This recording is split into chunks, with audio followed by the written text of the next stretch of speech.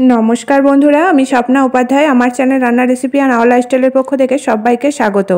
आज आमी आपनादेर संगे शेयर करब आगामीकाल आमी किभाबे 3টে ডিম और 2টো आलू दिए 9 জন अतिथिदेर आप्यायन करलाम और तारा किभाबे प्रशंसाय पंचमुख हलो सेटाई आपनादेर संगे शेयर करब। आसुन ताहले देखे निई एई रेसिपिटा आमी किभाबे करब। एदिके दिए दिएछि कड़ाइये किछुटा परिमाण सर्षेर तेल। तेलटा हाई हिटे गरम करे निये हालका सिद्ध करे राखा कयेक टुकरो आलू प्रथमे भेजे नेब। आलूगुलो दिए दिएछि। एबार एर मध्य दिए दिलाम सामान्य परिमाणे हलुद और दिए दिलाम स्वादमतो लवण।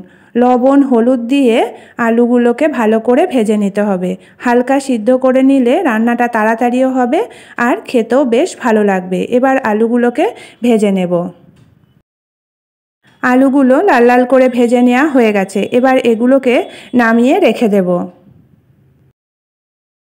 মশলার জন্য নিয়ে নিয়েছি এখানে 4-5 কোয়া রসুন আর নিয়েছি অর্ধেকটা পেঁয়াজ টুকরো করে কেটে নিয়েছি, সামান্য পরিমাণে আদা কুচি করে কেটে নিয়েছি, টমেটো একটা কুচি করে কেটে, কয়েকটা কাঁচা পাকা লঙ্কা আর নিয়েছি লবণ আর হলুদ।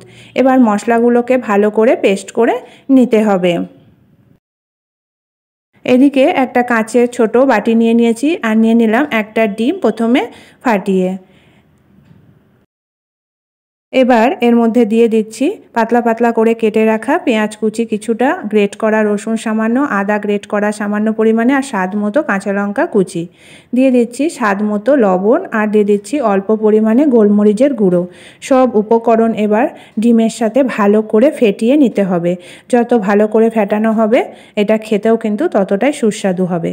ভালো করে ফেটিয়ে নিয়ে এটাকে 5 মিনিট রেখে দিতে হবে, তাতে করে পেঁয়াজটা একটু নরম হয়ে যাবে।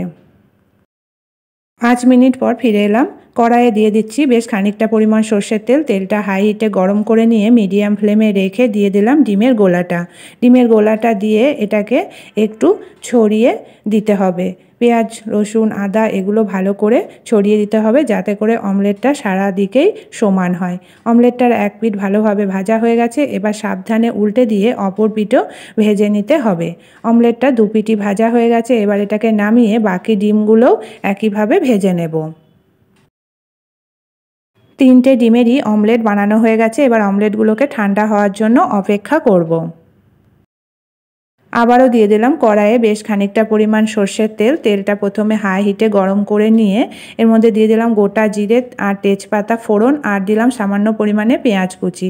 দিয়ে দিচ্ছি 2টো কাঁচা পাকা লঙ্কা আর দিলাম বেশ খানিকটা পরিমাণ মটরশুঁটি। দিয়ে দিচ্ছি সামান্য পরিমাণে লবণ আর দিয়ে দিলাম হলুদ পরিমাণ মতো। দিয়ে এটাকে মিডিয়াম ফ্লেমে রেখে 1-2 মিনিট ভেজে নিতে হবে। ভেজে নিয়েছি। এবার দিয়ে দিলাম পেস্ট করে রাখা মশলাটা। মশলাটা দিয়ে এটাকে দিয়ে দিলাম লবণ অল্প পরিমাণে আর দিলাম বড় বড় করে কেটে রাখা টমেটো কুচি। দিয়ে আবারও মিশিয়ে এটাকে কষিয়ে নেব। মশলাটা কষিয়ে নিয়েছি। দিলাম গোলমরিচ গুঁড়ো সামান্য আর ধনে জিরে গুঁড়ো সামান্য পরিমাণে। দিয়ে আবারও এটাকে কষিয়ে নেব। মশলাটা ভালো করে কষানো হয়ে গেছে। এবার এর মধ্যে দিয়ে দিলাম ভেজে রাখা আলুগুলোকে। আলুগুলো দিয়ে আবারও মশলার সাথে কষিয়ে নেব।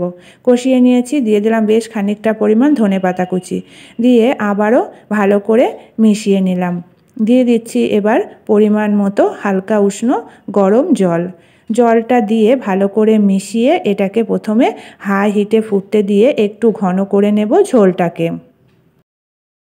এবার এখানে একটা ডিমের অমলেট নিয়েছি আর একটা ছোট্ট বাটি নিয়েছি।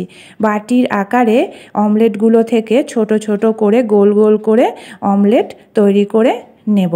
এভাবে করে 3টে ডিমেরই অমলেট থেকে মোট 9টা অমলেট তৈরি করে নেব। একটা অমলেট থেকে 3টে অমলেট হচ্ছে। আর বাকি যেগুলো বাড়তি অংশ রয়েছে সেগুলোও কিন্তু খাওয়া যাবে। আমরা নিজেরা এগুলো খেয়ে নেব। আর 9 জন অতিথিদের জন্য 9টা মিনি অমলেট তৈরি হয়ে গেল। দেখতেই পাচ্ছেন অমলেটগুলো তৈরি হয়েছে আর বাকি অংশগুলোও রয়েছে।